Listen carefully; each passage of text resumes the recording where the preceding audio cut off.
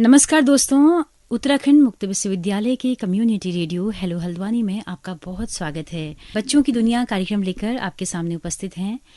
बच्चों की दुनिया कार्यक्रम में आज हम बात करेंगे कि अभी गर्मियों की छुट्टियां सारे स्कूलों में पड़ गई हैं और समर कैंप भी बहुत सारे स्कूलों ने आयोजित किए थे। हालांकि बहुत सारे बच्चों ने उसमें पार्टिसिपेट नहीं करते हैं, कई सारे बच्चे, लेकिन फिर भी एक औसत संख्या रहती है उन बच्चों की, क्योंकि बहुत लंबी छुट्टियां होती हैं महीने भर की।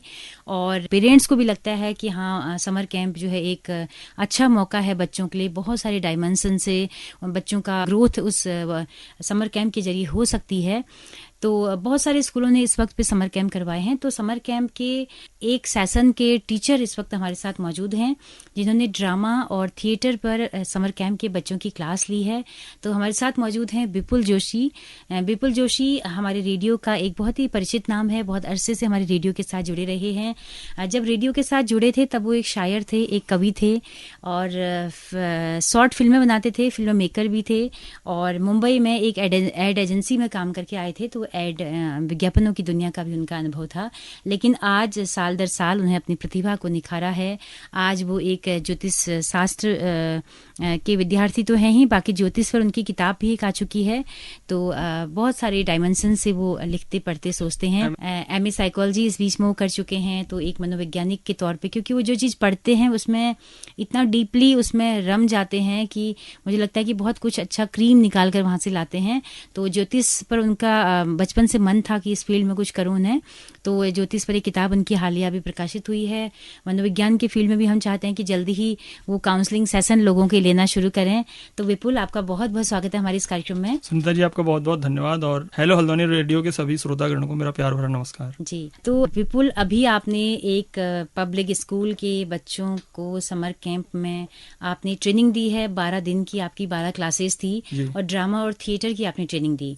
तो मैं चाहती हूँ कि उस अनुभव को आप साझा करें। उन छोटे छोटे बच्चों, किस एज ग्रुप के वो बच्चे रहे होंगे, पहले तो ये बताएं। वो बेसिकली जो बच्चे नर्सरी से लेके 8वीं तक के जो बच्चे होते हैं, अच्छा, तो उस एज ग्रुप के बच्चे थे वे। जी। तो वो कैसा अनुभव रहा 12 दिन का? क्या क्या आपने उनको सिखाया? क्या क्या संभावनाएं आपको लगी कि बच्चों के बीच में हाँ इस तरह की क्लासेज की जानी चाहिए? बच्चे तो मतलब कहते हैं बच्चे तो भगवान का रूप होते हैं, तो उनके साथ रह के तो अच्छा ही लगता है। तो काफ़ी बहुत अच्छा सेशन रहा और काफ़ी कुछ सीखने को मिला, है ना। जैसे आपने मेरा परिचय दिया कि मैं बहुत से फील्ड से हूँ, तो मुझे सबसे पहले मतलब मैं काफ़ी लोगों को बताता हूँ कि वो सारे फील्ड कहीं ना कहीं ह्यूमन साइकोलॉजी से जुड़े हुए ही हैं। ज्योतिष हो या फिर विज्ञापन हो, जो यहाँ मैं देखता हूँ वो वहाँ काम आ जाता है, जो वहाँ देखता हूँ वो यहाँ काम आ, उस तरह का रहता है। तो बच्चों ये तो वैसे भगवान का रूप भी होते हैं, ऐसा हम कहते भी हैं। तो बच्चों के साथ रहना काफ़ी अच्छा एक्सपीरियंस होता है। और जब मैं वहाँ उनसे मिला तो एक राइटर के तौर पे भी मुझे लगता है कि मुझे 1 साल बाद 2 साल बाद अपने निखार दिखेगा। क्योंकि अभी जो हम जिस दौर में हम थे, तो हमारे टाइम पे साकाला का बूम बूम वाला कार्टून होता था, टॉम एंड जेरी होता था, उसके बाद शक्तिमान होता था। लेकिन अभी मैं जब बच्चों से मिला तो मैंने उनसे पूछा तुम्हें कौन से कार्टून पसंद है, तो उन्होंने शिवा करके एक कार्टून का नाम लिया। उसको मैंने पहली बार ही सुना था नाम ना। ऐसी बहुत सारी चीज़ें होती हैं जो आप जब तक उस वर्ग से मिलेंगे नहीं, किसी भी वर्ग से, बच्चे के वर्ग से, बड़ों के वर्ग से, बूढ़ों के वर्ग से, तब तक आपको पता नहीं चलेंगी। तो मुझे लगा कि वो 12 दिन मेरे लिए काफ़ी एक अच्छा अनुभव रहा। जी। शिवा तो शायद मुझे लग रहा है कि इंडियन कैरेक्टर ही है।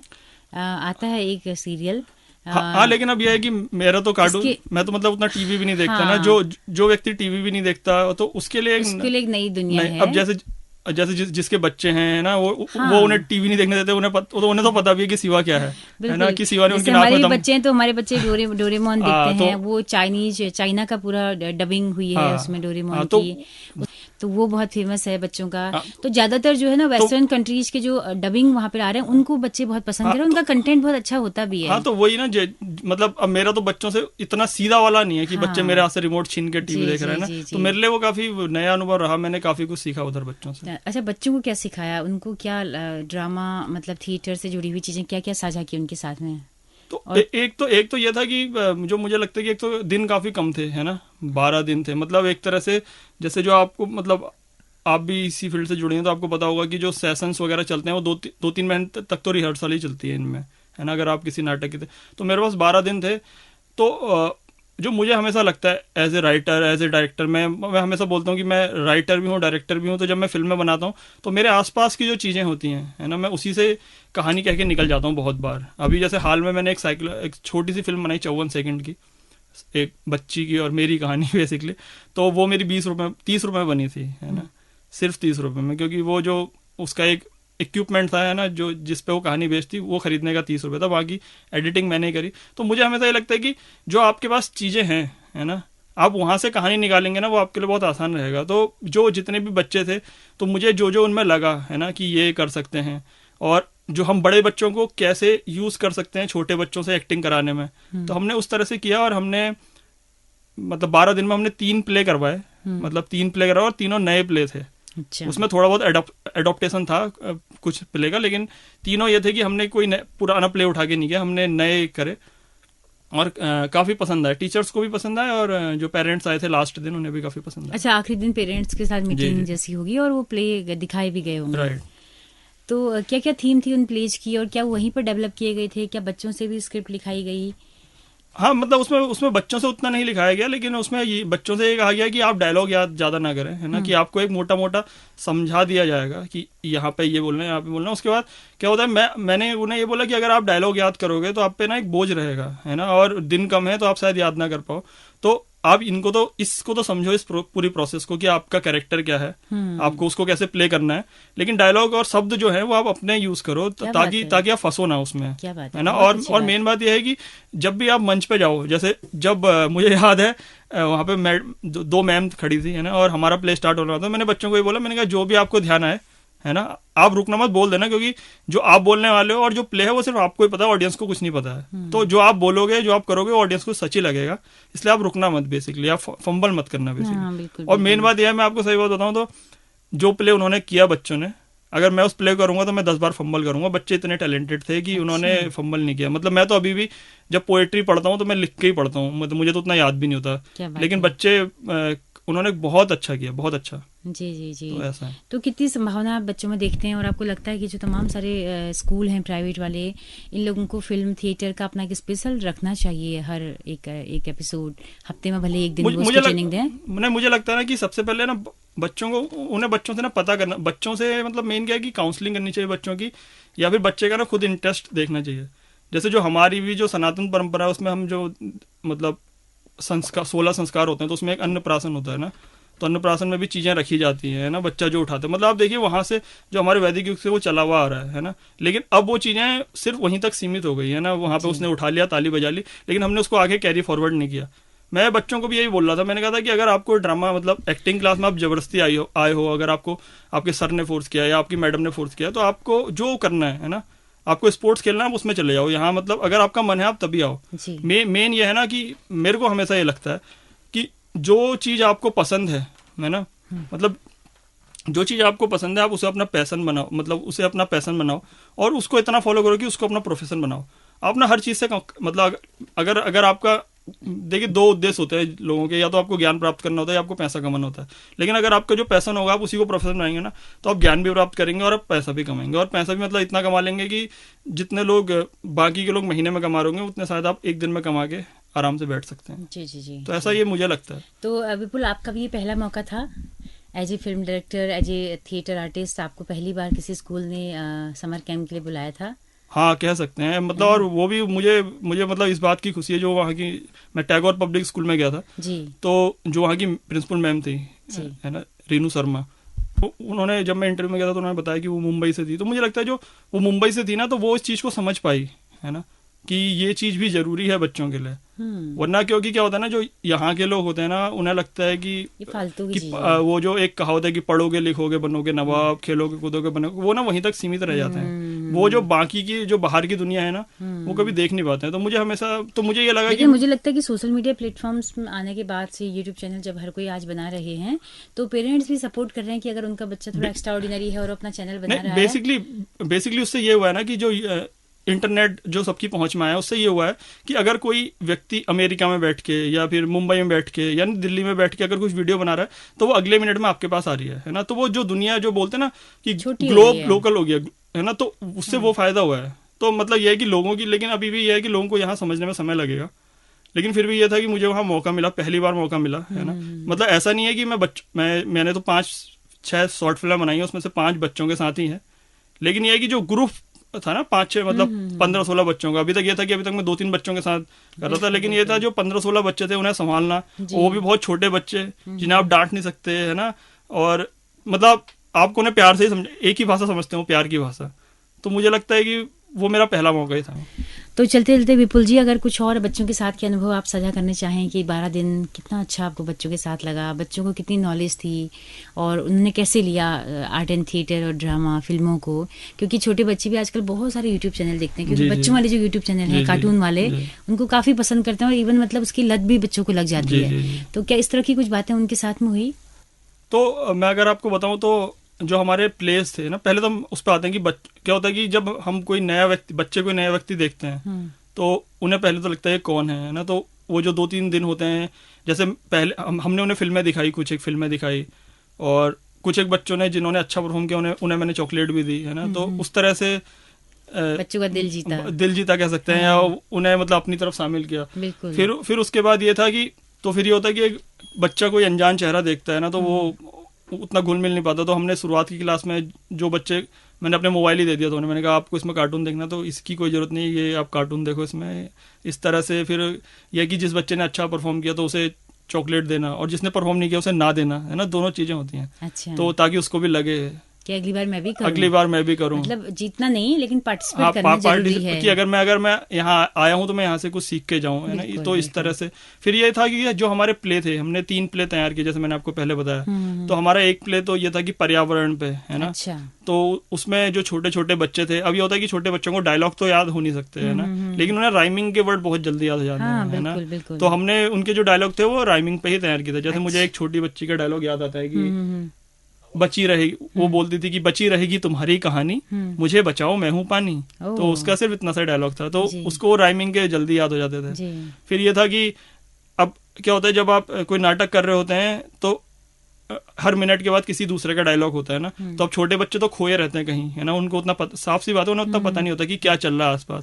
तो हमने जो एक सेंट्रल कैरेक्टर था उसको ये जिम्मेदारी दी थी कि वो चाहे डरा के या किस तरह से वो बच्चों को डराए और बच्चों को समझ में आ जाए कि उनका नंबर आ गया है। तो हमने ये जो होती है जो एक छोटी छोटी ट्रिक्स हमने ये यूज की थी, ये उसकी वो जाएगा, वो प्रदूषण बना था बेसिकली। हमने पॉल्यूशन पे प्ले तैयार किया था, तो वो पॉल्यूशन बना था, वो घूमता रह रहा था, ये धरती मेरी है, ये धरती मेरी है, इस तरह से। क्या बात है। और फिर वो जब किसी के पास जा रहा था तो वो डरा रहा था, पानी को उसने डराया, हाँ करा, तो फिर पानी डरेगा और फिर पानी को पता चल जाएगा, उस बच्चे को पता चल जाएगा कि उसका नंबर आ गया, मुझे प्ले करना है। हाँ मुझे प्ले। तो वहां से मतलब एक्टिव करना जिसे कहते हैं ना, चाबी भरना। तो उसने इसका एक बड़ा निराला अंदाज आपने निकाला था। तो वो होता है कि आपको फिर, क्योंकि मैंने आपको बताया ना कि आप जहाँ जिस माहौल में है आपको वहीं से कहानी निकालनी पड़ती है, तो आपको ये छोटे छोटे एलिमेंट्स पकड़ने पड़ते हैं, वरना फिर आप कहानी को बांध नहीं पाएंगे। क्योंकि आप अगर सोचेंगे कि वो सारे बच्चे खुद से परफॉर्म करें, वो खड़े हो रहे हैं मंच पे, ये बहुत बड़ी बात है ना। वो अगर उनमें इतनी हिम्मत है, क्योंकि मैं अभी तक नहीं हो सकता, मैं सही बात बताऊं तो वो उतने छोटे बच्चे अगर मंच पे खड़े हो रहे हैं वो बड़ी बात। तो इस तरह से पॉल्यूशन घूमता रहता था, ये धरती मेरी है, ये धरती मेरी। और जब वो डराता था तो वो बच्चा उधर आके